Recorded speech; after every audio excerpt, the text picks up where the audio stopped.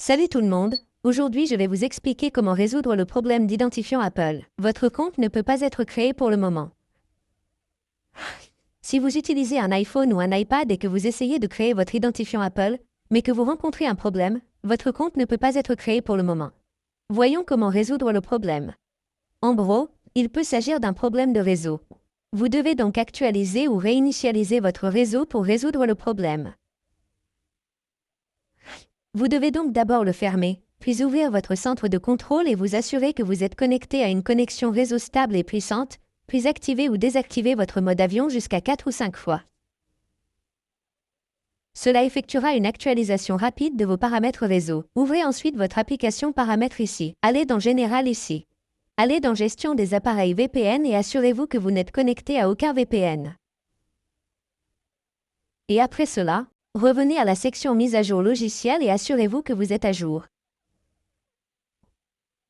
Il n'y a aucune mise à jour logicielle en attente, revenez en arrière et appuyez sur la date et l'heure, puis activez l'option de réglage automatique de la date et de l'heure.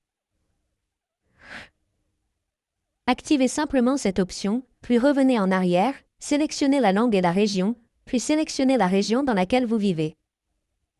Une fois que vous avez sélectionné, revenez en arrière. Cela résoudra presque votre problème.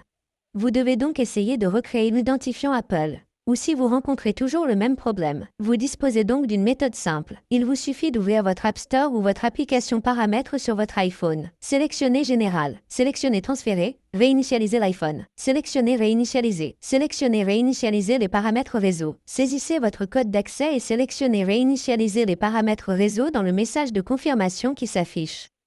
Cela réinitialisera tous vos paramètres réseau, y compris votre Wi-Fi, votre vendeur, votre point d'accès, AirDrop, Bluetooth. Cela ne supprimera pas vos données. Vous pouvez donc facilement essayer cela et après cela, vos paramètres réseau seront corrigés et votre problème sera également résolu. Vous n'aurez donc plus le même problème et vous pourrez facilement créer un nouvel identifiant Apple. Merci beaucoup d'avoir regardé la vidéo. À la prochaine vidéo. Au revoir.